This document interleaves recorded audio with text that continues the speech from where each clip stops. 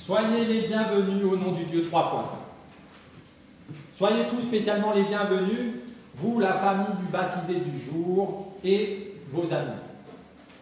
Parce qu'effectivement, en ce 5e dimanche après la Trinité, nous allons célébrer le baptême de l'un d'entre vous. Lequel? Le premier qui viendra au bon moment. C'était une blague, ça a fait rire personne. C'est pas grave. On n'en fera pas d'autres de tout le culte. Comme ça, sécurité, n'est-ce pas? Non, c'était une blague, on va baptiser le bon candidat, qui est là et qui attend que ça. Ça se voit. Et grâce au bon baptisé du jour, nous allons aussi mieux cerner le sens profond du baptême. Ainsi, futur baptisé du jour, un grand merci à toi. Et pour que tu sentes toute la reconnaissance que nous avons pour ce don que tu nous fais en nous réunissant autour de toi à l'occasion de ton baptême, ben écoute ce que nous te disons avec le premier chant. Kind, du bist uns anvertraut, les 3 strophes.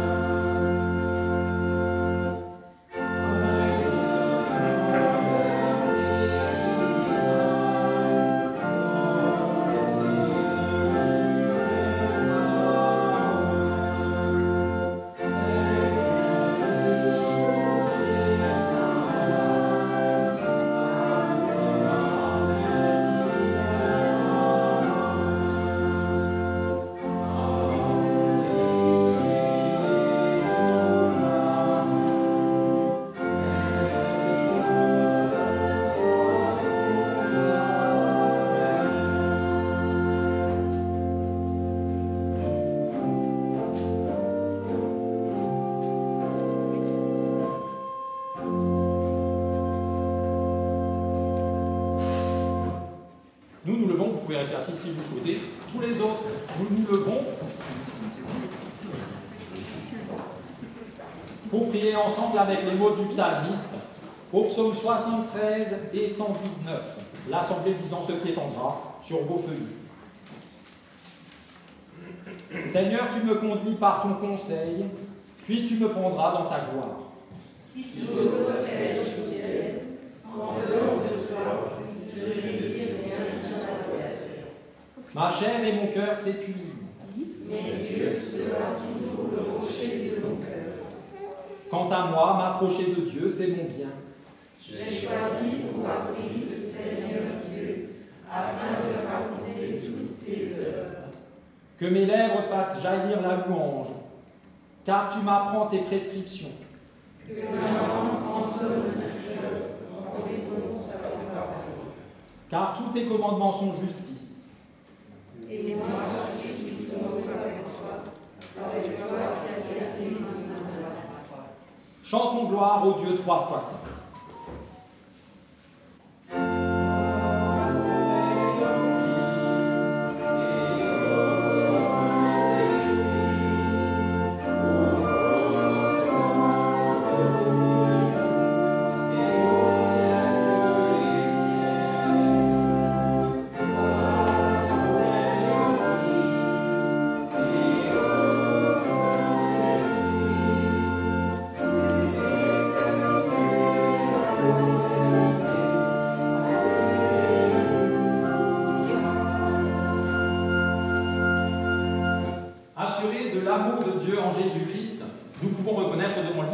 sépare de lui et accueillir sa grâce. Dieu de compassion, tu nous appelles, mais trop souvent nos oreilles restent fermées. Tu ouvres devant nous le bon chemin, mais nos pas se perdent souvent dans d'autres directions. Tu nous montres là où nous serions utiles, mais nous détournons alors notre regard et nos pas. Dieu de compassion, nous reconnaissons devant toi que nous préférons paraître forts, plutôt que de reconnaître nos faiblesses, que nous nous fions plutôt à nos capacités que de nous abandonner entièrement à toi, et que nous rendons le double du mal qu'on nous fait, plutôt que de pardonner. Mais tout ça, Dieu de compassion, tu le sais déjà. Tu sais que nous n'avons pas vécu parfaitement selon ta volonté. C'est pourquoi nous te demandons de nous montrer à nouveau la puissance et la sagesse de ta parole, la force et l'assurance de ton amour, l'immensité et l'infaillibilité de ton pardon. Amen. Que celui qui aime Dieu se réjouisse, car voici ce qu'il proclame à son intention par la bouche du prophète Michée, qui dit ceci. Seigneur, aucun Dieu n'est semblable à toi. Toi seul tu effaces la faute. Toi seul tu pardonnes la révolte du reste de ton peuple. Ta colère ne dure pas toujours, car ton plaisir est de nous manifester ta bonté. Notre Dieu nous pardonne, il corrige nos erreurs, il nous relève de nos chutes et rend nos violences inoffensives. Notre Dieu nous pardonne, il comble lui-même la distance que le péché avait creusée entre lui et nous. Il nous ramène à lui et il nous blottit dans ses bras d'amour. Pour la grandeur de sa bonté, chantons-lui notre reconnaissance, exaltons le Seigneur. Ô ma joie et mon espérance en français et en allemand.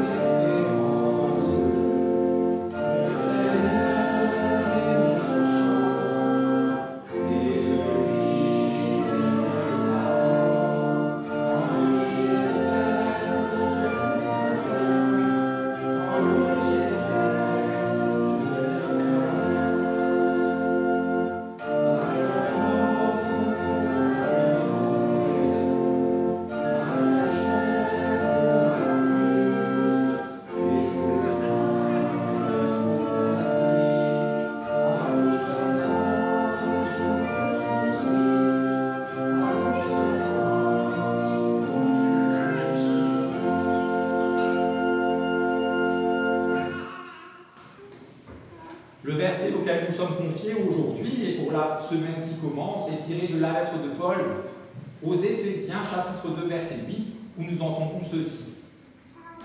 C'est par la grâce que vous êtes sauvés, au moyen de la foi. Cela ne vient pas de vous, c'est le don de Dieu. Acclamons l'Évangile en chantant Alléluia.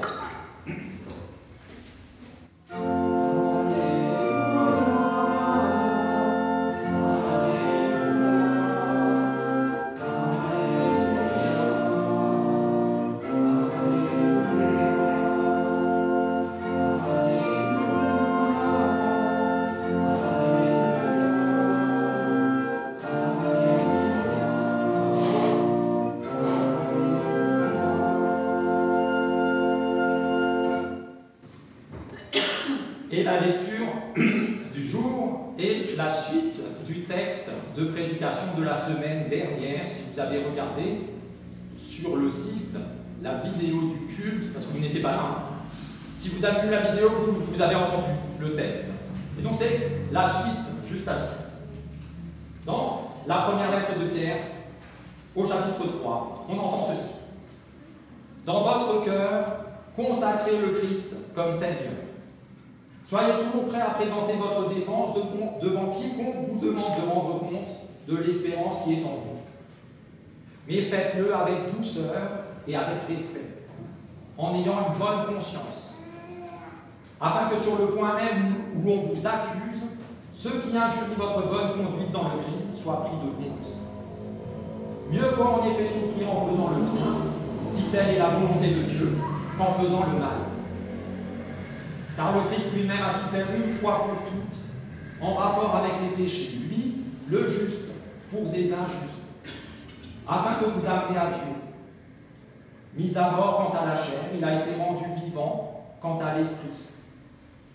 C'est ainsi aussi qu'il est allé faire la proclamation aux esprits en prison, à ceux qui avaient refusé d'obéir autrefois, lorsque la patience de Dieu attendait, au jour où Noé bâtissait l'arche, dans laquelle un petit nombre de personnes, 8, furent sauvées à travers eux. C'était une figure du baptême, qui vous sauve à présent. Baptême qui n'ôte pas la saleté de la chair, mais qui est l'engagement envers Dieu d'une bonne conscience. Par la résurrection de Jésus-Christ qui s'en est allé au ciel, qui est à la droite de Dieu et à qui des anges, autorités et puissances ont été soumis. Seigneur, ta parole est la vérité. Enseigne-nous à marcher selon ta vérité. Louange à toi, ô Christ.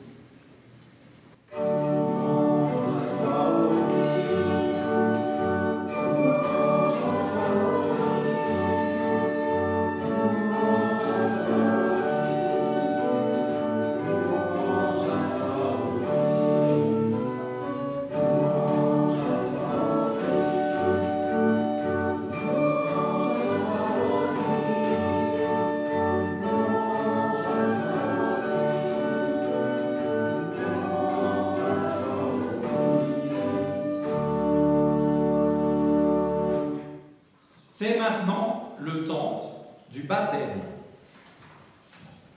L'Évangile nous rapporte que des gens, un jour, amenèrent des enfants à Jésus, leurs enfants, pour qu'ils les bénissent. Mais les disciples leur firent des reproches. On n'importune pas le maître, pour des enfants, il a mieux à faire. Quand Jésus voit cela, il s'indigne et il dit à ses disciples, « Laissez les enfants venir à moi. Ne les en empêchez pas, car le royaume de Dieu appartient à ceux qui sont comme eux. Je vous le déclare, et c'est la vérité. Celui qui ne reçoit pas le royaume de Dieu comme un enfant, celui-là ne pourra pas y entrer. » Ensuite, Jésus prend ces enfants-là dans ses bras, il les bénit en leur imposant les mains. En évoquant ce récit de l'Évangile au moment du baptême, l'Église témoigne que la grâce de Dieu est offerte aux enfants comme aux adultes. Elle rappelle que pour vivre dans sa communion, Jésus attend de nous les qualités de l'enfant, à commencer par la simplicité et la confiance.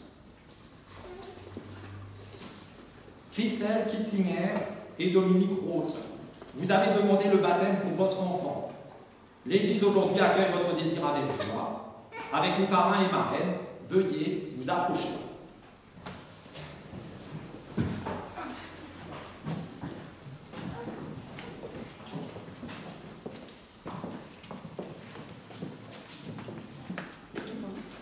Comme vous voulez, là où il y a de la place.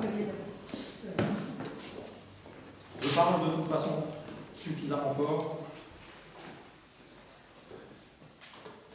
C'est Charlotte. Sophie. C'est pas moi, je dis pas. Le baptême est célébré de la part de Dieu.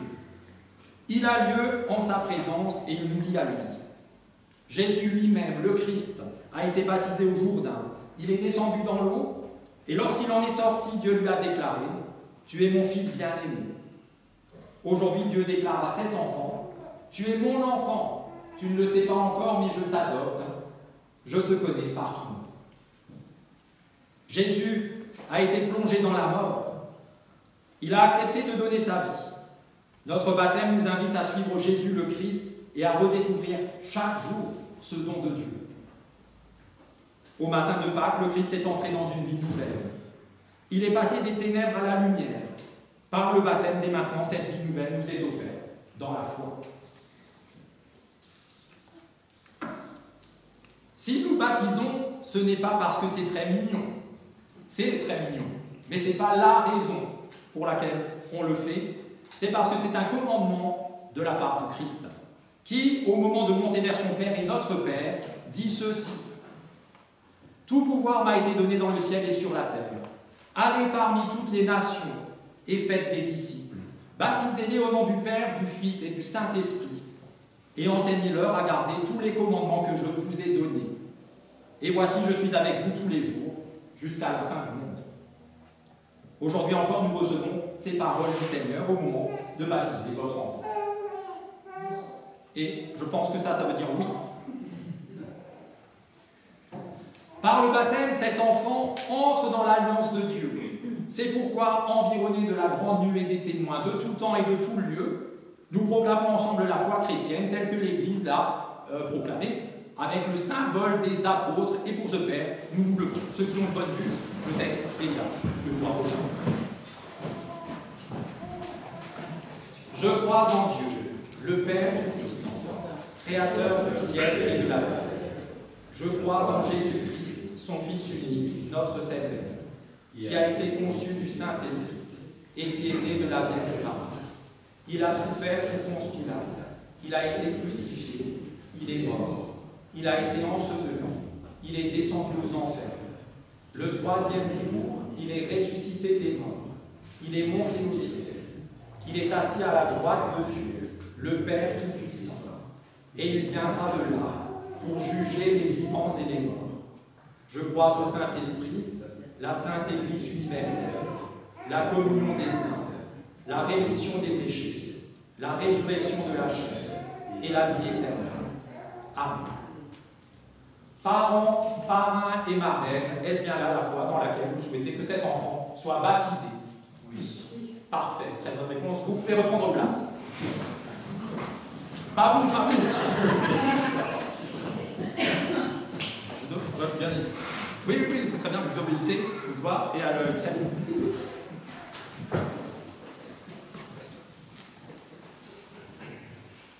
Vous êtes moi marié.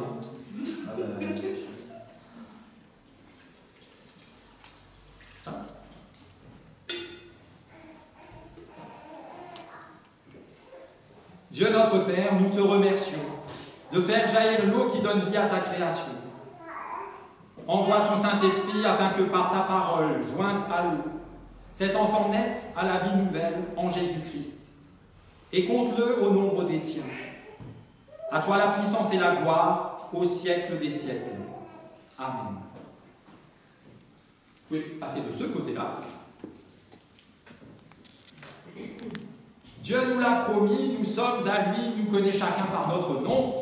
Christelle et Dominique, dites bien haut pour que tout le monde l'entende, même à travers la porte fermée, la porte ouverte aussi de côté. Ceux qui sont dehors, qui passent, le prénom de cet enfant. Noah. Voilà. Alors, je ne sais pas si vous voulez vous pencher ou si on fait comme ça. C'est comme vous voulez. Les deux, ça marche. Ça va. Voilà. Noah, je te baptise au nom du Père, du Fils et du Saint-Esprit. Pour toi, Jésus le Christ est mort et ressuscité, sois marqué du signe de sa croix. Et pour toi, cette parole d'évangile est vraie aussi. Dieu dit, ce n'est ni par la puissance ni par la force, mais c'est par mon esprit que tu vivras. Noah, que Dieu te conduise sur ton chemin de vie, dans la paix, dans la force et dans la joie de son esprit. Amen.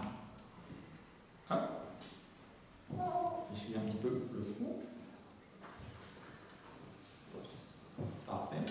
Ah, ça y est, baptisé aussi. Sophie.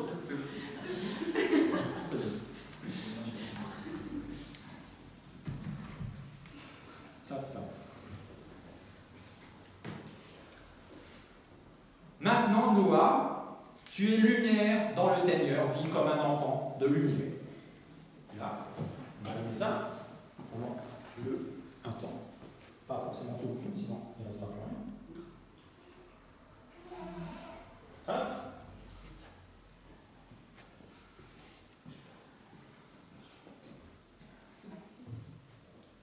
Que cette bougie te rappelle le jour de ton baptême et la parole du Christ, qui dit « Je suis la lumière du monde, celui qui me suit ne marchera jamais plus dans les ténèbres, mais il aura la lumière de la vie éternelle. » Je donne par un. J'aurai le droit de la souffler.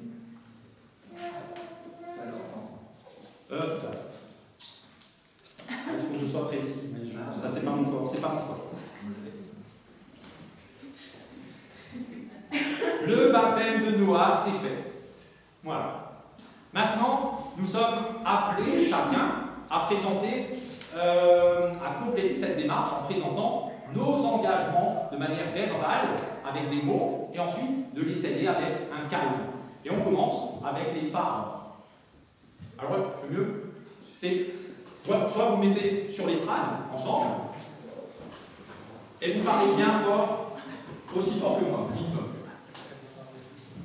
Oui.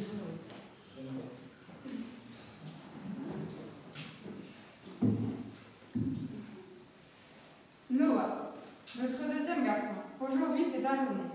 Nous sommes ici pour célébrer ton baptême. C'est un jour spécial pour nous car nous voulons marquer le début de ton voyage spirituel et te donner une place importante dans notre communauté. Nous sommes tellement reconnaissants d'avoir une famille et des amis qui nous soutiennent dans cette démarche. Votre présence aujourd'hui signifie beaucoup pour nous. Merci aux trois parents et à la marraine d'avoir accepté ce rôle. Si vous êtes là à nos côtés, c'est parce que nous avons une totale confiance en vous et sommes certains que vous serez toujours là pour Noah. Et merci à tous d'être venus célébrer ce jour avec nous. Merci. Et donc les parrains, marraines, il y a un texte a priori. 3. Allez-y. Vas-y. Pareil, bien fort. Et tranquille. Noah, qu'est-ce qu'être un parent et une marraine? Être à l'église pour le baptême, faire des cadeaux au Noël et anniversaire? Je doute que notre rôle se résume à cela. Il y a quelques mois, une rencontre a radicalement changé nos vies. Et je crois que nous avons aujourd'hui la réponse. Être parent-marraine, c'est d'abord recevoir un acte d'amour des parents de Noah. Noah, tes parents t'ont fait le formidable cadeau de te donner la vie. À notre tour, on aimerait te faire un formidable cadeau en te promettant de toujours être là et de tout faire pour que tu sois heureux. Mais le bonheur ne s'achète pas, il ne s'offre pas et surtout il ne dépend pas de nous. Le bonheur est tout présent. À toi, Noah, d'y être attentif et de vivre pleinement le présent pour l'accueillir et ainsi agrandir ton potentiel de vie. Noah, en fait, la seule promesse que nous pouvons te faire est de te rencontrer, de t'écouter, de t'entendre et de partager le présent afin de t'aider à atteindre nos propres épanouissements. En définitive, la question, qu'est-ce qu'être parent et marraine? J'ai envie de répondre, c'est d'être là. Suivant.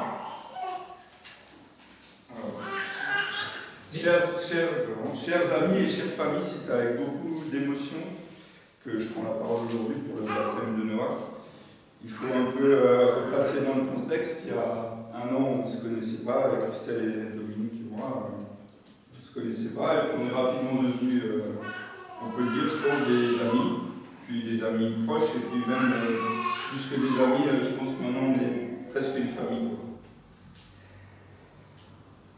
Et c'est pour ça que ça a été une grande surprise pour moi qu'on me demande d'être le parrain de Noah.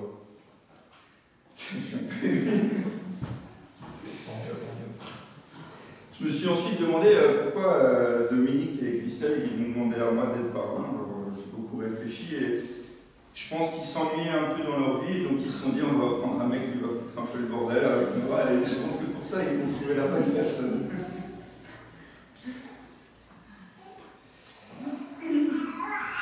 Et puis je me suis ensuite demandé ce qu'impliquait ce rôle de parrain.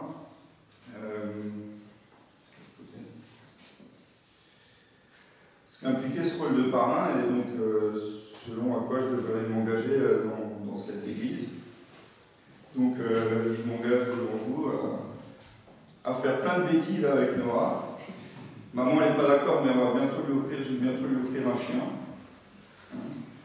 Et voilà. Non, mais en dehors de ça, je m'engage aussi à être là quand ce sera pas facile, quand il faudra faire les devoirs. Ça va pas être simple. Voilà. C'est en gros le résumé de ce que je dirais. Je suis très honoré et très content de vous dire. Et je vous remercie. Voilà. Non, je suis bien. C'est bon, c'est pour tout le monde? C'est fait? Ok, très bien. Alors vous pouvez lui faire un câlin pour sceller physiquement vos engagements. Comme ça, c'est comme vous voulez. Vous nous gênez, hein. Il n'y a pas besoin qu'il passe le bras en bras si c'est pas possible. Mais un câlin, ça. Donc on va juste attendre parce qu'il gazouille. Quoique s'il gazouille pas plus, nous pouvons nous rassembler, nous lever. Oh là. Là, je suis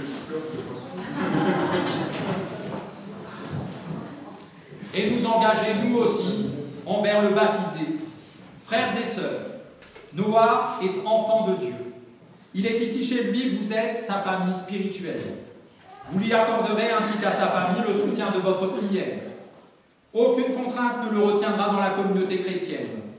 Mais s'il venait à s'en séparer, vous affirmerez qu'il peut toujours y retrouver sa place. Vous serez ainsi pour lui des témoins de l'amour de Dieu. Êtes-vous prêts à prendre cet engagement? Si oui, dites après moi, oui, avec l'aide de Dieu. Oui, avec l'aide de Dieu. Parfait, vous pouvez reprendre place. C'est bon, il a fait le tour. Alors il faut encore le présenter à ceux qui viennent de s'engager. Devant, ils le connaissent, mais jusqu'au fond, en le présentant. Hein.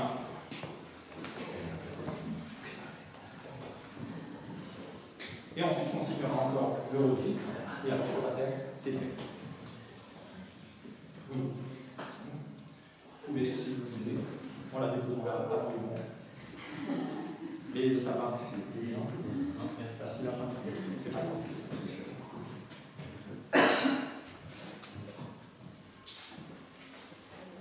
Ouais, pour moi, c'est bon.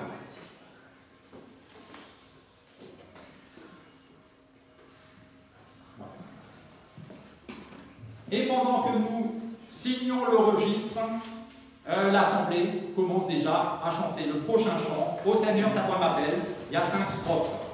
Qui veut? Papa. Parents. Non, parents. Ça va, vous signez aussi. Tu peux?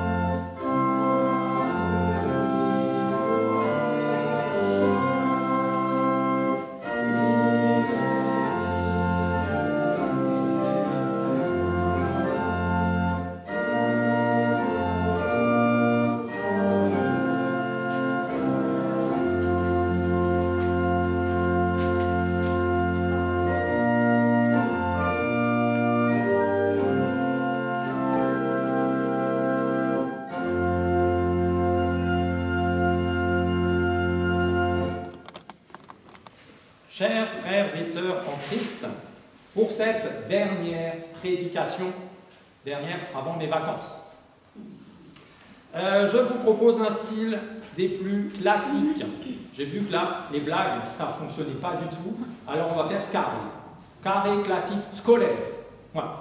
Alors pas non plus, ne vous inquiétez pas, universitaire, je n'en suis pas capable. Scolaire, ça va. Et pas non plus scolaire un peu trop poussé, thèse, antithèse, synthèse. Il y aura 3 parties, mais ça n'aura rien à voir avec ça. Voilà. Le mieux c'est, pour ne pas vous angoisser davantage, qu'on se lance et qu'on aborde la première partie tout de suite. Un jour, il y a très longtemps de ça, Dieu vit que la terre entière était remplie de violence parce que le cœur de l'être humain n'était pas capable de produire autre chose que le mal. Le cœur de Dieu fut alors très triste et Dieu regretta d'avoir créé les humains. Et il dit, je vais effacer de la terre les humains que j'ai créés. Je les effacerai eux et tous les êtres vivants, car je regrette de les avoir faits. Mais il y avait un homme qui s'appelait Noé. Et Noé trouva grâce aux yeux de Dieu, car Noé était un homme juste et intègre. En fait, Noé marchait tout simplement avec Dieu. Alors Dieu dit à Noé ce qu'il allait faire. Et il ajouta, toi, construis une arche, un grand bateau en bois de 3 étages que tu couvriras d'un enduit, dedans et dehors, et avec une ouverture tout en haut et une porte sur le côté. Je vais faire venir sur la terre le déluge, et tout ce qui vit sur la terre mourra. Mais avec toi j'établirai mon alliance. Tu entreras dans l'arche, toi, tes 3 fils, ta femme et les femmes de tes fils. Et tu feras aussi entrer dans l'arche un mâle et une femelle de tous les êtres vivants qui sont sur la terre, pour qu'ils restent en vie avec toi, et prends bien garde de prendre ce qu'il faut en nourriture. Noé fit exactement ce que Dieu lui avait ordonné. Ça a pris du temps, beaucoup de temps, mais au bout de son labeur, il a réussi à construire une arche, une belle arche, avec la petite ouverture en haut, la belle porte devant, puis il a fait venir, Dieu a fait venir un mâle et une femelle de toutes les espèces qui vivent sur la terre. Alors là, j'ai besoin, peut-être Tim ou les autres jeunes, et les moins jeunes aussi, qu'est-ce qu'il y a comme animaux qui sont entrés dans l'arche ?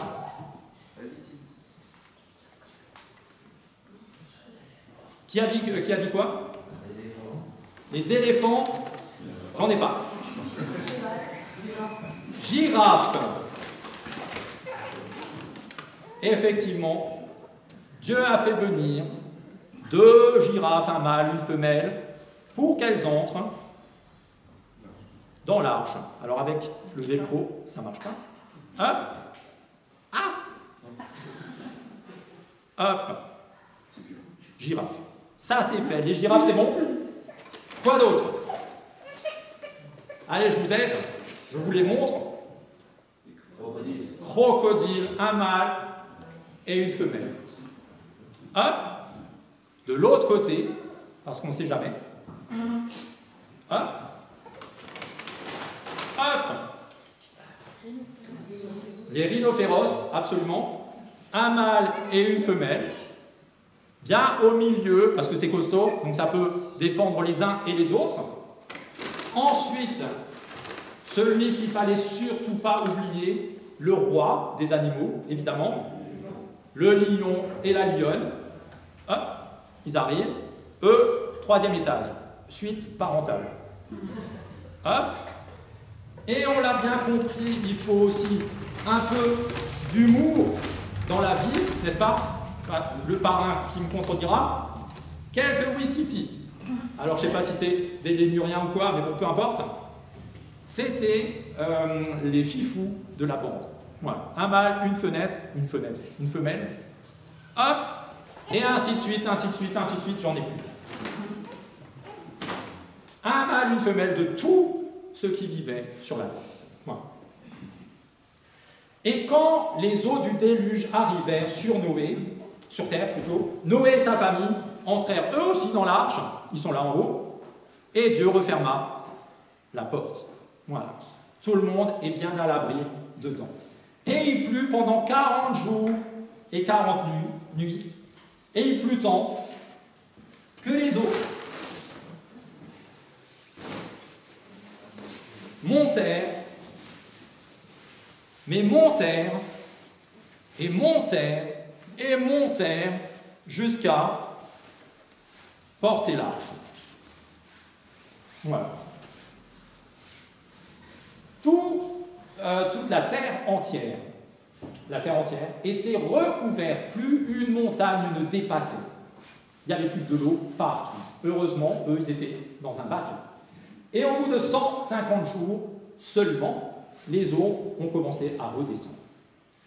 Jusqu'au moment où un pic commençait de nouveau à affleurer et l'arche se plante dessus. Bam. Voilà.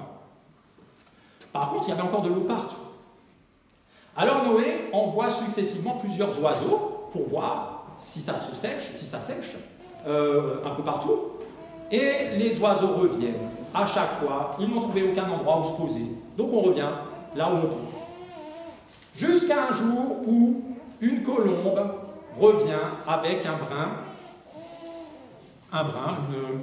une branche d'olivier ou de je sais pas quoi. Voilà. Et là, Noé savait que c'était en bonne voie. La terre revenait, ressurgissait de l'eau. Et une semaine plus tard, Noé relâche la colombe et ce coup-ci, elle ne revient plus. Elle a trouvé où faire sa vie. Et donc Noé et les animaux, plus d'eau, hop, Noé et les animaux peuvent à nouveau sortir de l'arche et commencer une nouvelle vie. Hop. Hop. Voilà. Pêle-mêle. Voilà. Très bien. Alors Dieu dit à Noé, « Voici le signe de l'alliance que je place pour toujours entre les humains et moi. Je place mon arc dans le ciel, l'arc en ciel. Il sera le signe qu'il n'y aura plus jamais aucun déluge sur la terre. » Partie 2. Ça va? Partie 1, ça a l'air, n'est-ce pas? Partie 2, de quelle histoire s'agit-il? Ça, c'est dur. On l'a dit 15 fois. Je l'ai dit 15 fois. L'arche de Noé, absolument. Question 2. Pourquoi ai-je choisi cette histoire pour aujourd'hui? C'est tellement simple que c'en est difficile. Vous ne savez pas? Alors, si un jour vous allez en Israël, vous allez vous présenter, Christelle, je ne sais pas le dire en hébreu, mais Noah, ils vont comprendre tout de suite ce que ça veut dire. Traduit en français, Noah, ça veut dire Noé. Noah, c'est Noé. Voilà.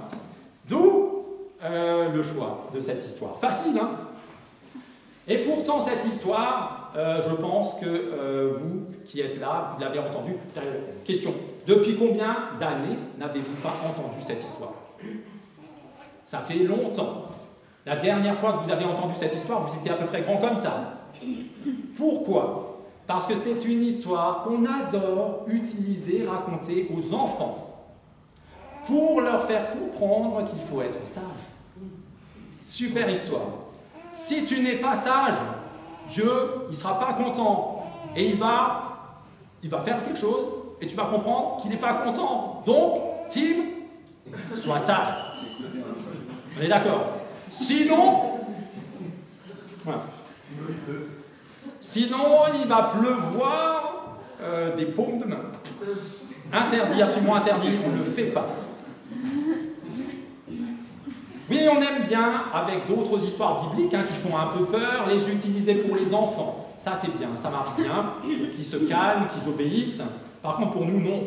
Pour les adultes, aucun intérêt. Déjà, on est beaucoup trop grand pour que ça nous fasse peur. Qui a encore peur de ça? Qu'un jour il pleuve trop. On est en train de prier pour qu'il pleuve un peu. Non? Scientifiquement aussi, ça ne tient pas debout. Ça n'a aucun sens. Pas besoin d'avoir des tonnes de diplômes. On voit très bien que ça ne va pas. La mer la plus proche d'ici, elle est à combien de kilomètres? 400, 500, 600? Ouais, hein? Le temps qu'elle arrive chez nous, on est déjà en Autriche, tranquille. Combien de milliards de mètres cubes il faudrait pour que le Windbächen, en débordant, recouvre le Englischberg? Il en faudrait des tonnes et des tonnes et des tas, n'est-ce pas? Alors, un peu plus loin, le Mont Blanc. Le Windbächen a du boulot.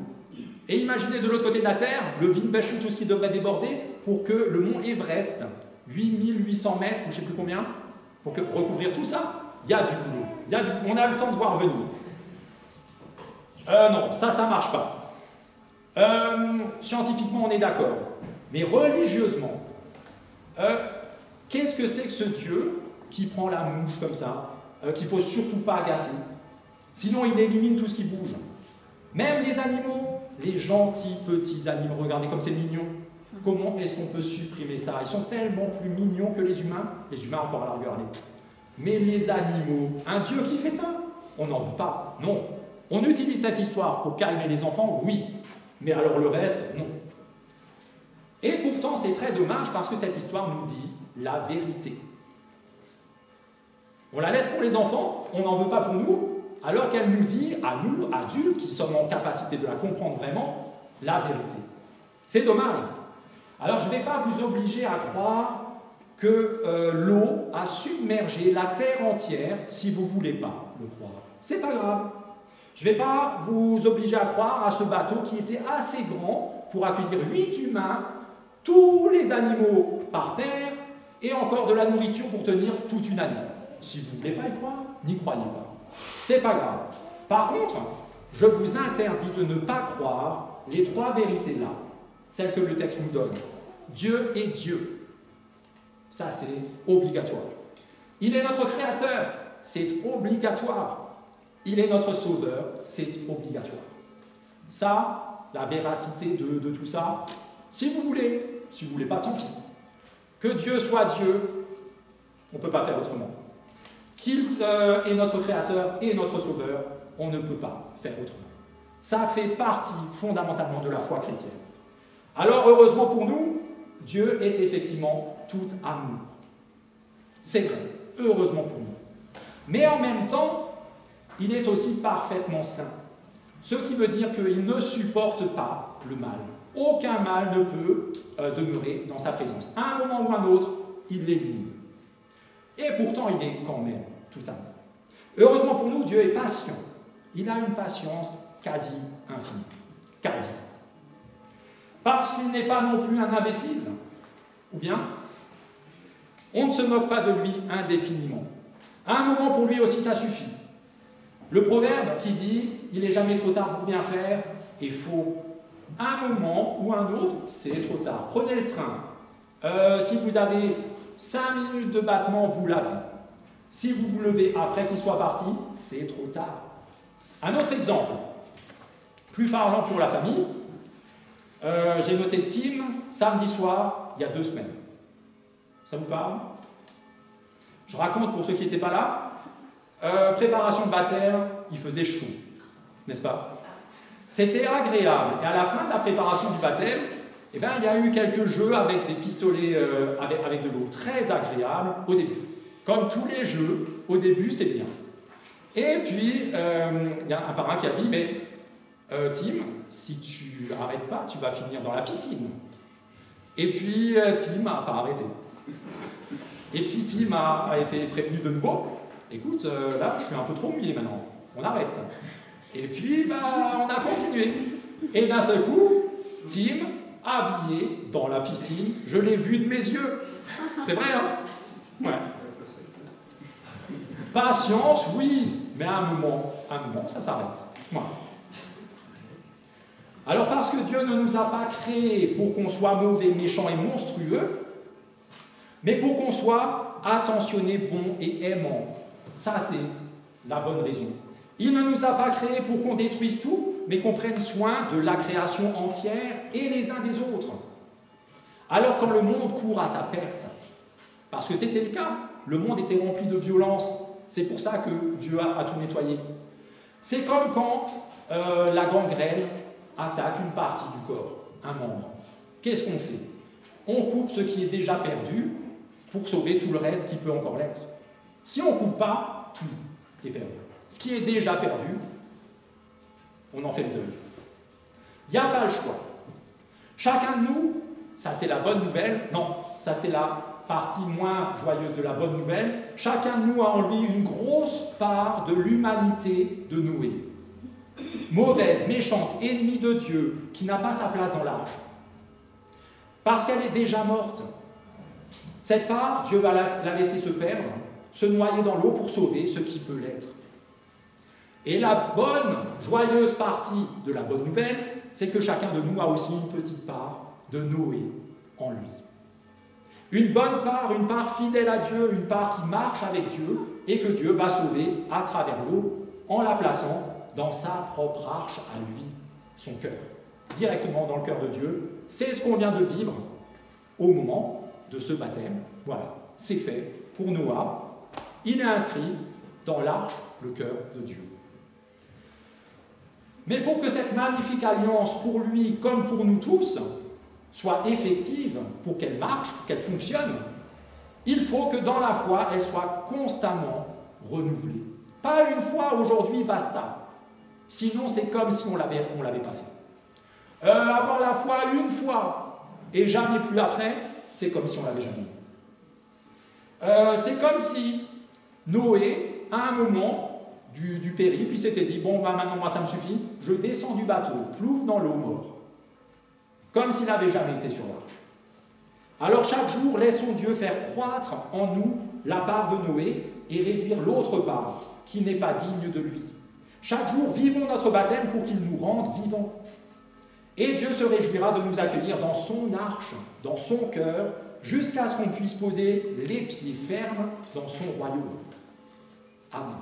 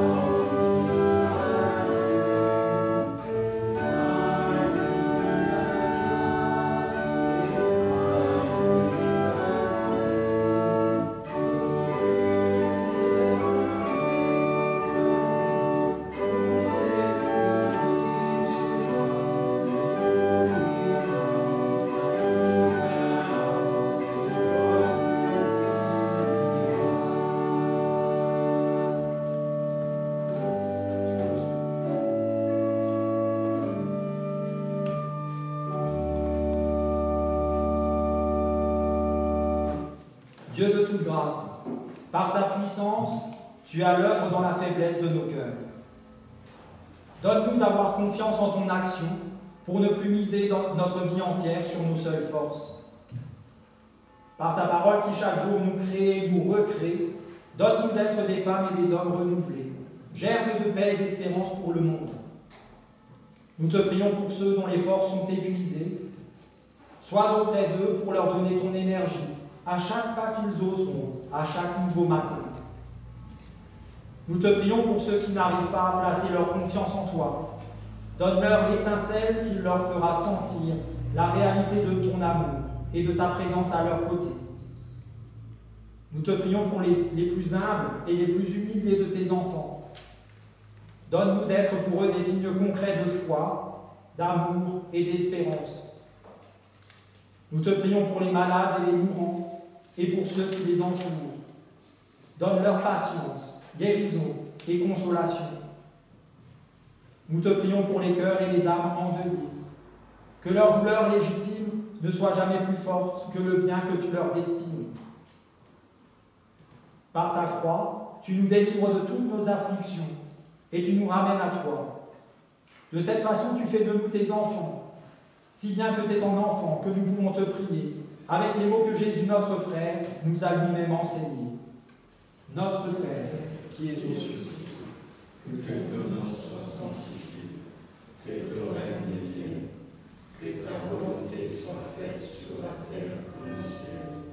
Donne-nous aujourd'hui notre pain de ce jour. Pardonne-nous nos offenses, comme nous pardonnons aussi à ceux qui nous offensent. Et ne nous faisons pas revenir sur nous, mais délivre-nous du mal, car c'est à toi qu'appartient le règne, la puissance et la gloire, au siècle des siècles. Amen.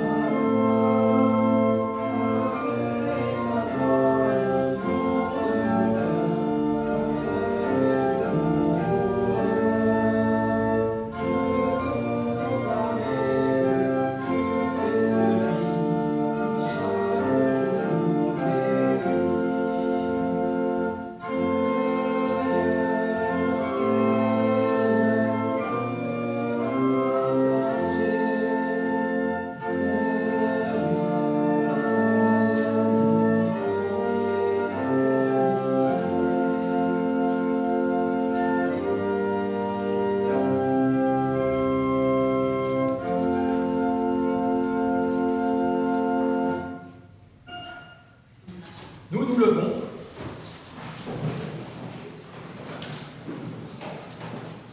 Allons dans cette journée et dans nos vies, réconfortés et encouragés par la parole de Dieu, qui nous assure, qu'il nous aide à faire de nos épées des charrues et de nos lances des serpents, qui nous conduit du doute à la foi et de la mort à la vie, qu'il transforme notre désespoir en espérance et nos craintes en confiance, qu'il nous encourage à prier, à nous soutenir les uns les autres, dans les rires et les larmes, dans le don et le pardon, qu'il remplit nos cœurs de sa paix, de sa force et de son amour. Et qu'ainsi Dieu notre Père, par son Esprit, vous accompagne et vous conduit. Il vous a permis dans son alliance éternelle, en Jésus-Christ son Fils, notre Seigneur. Amen. Soyez bénis, vous êtes bénis. J'ai fait le prier. Amen.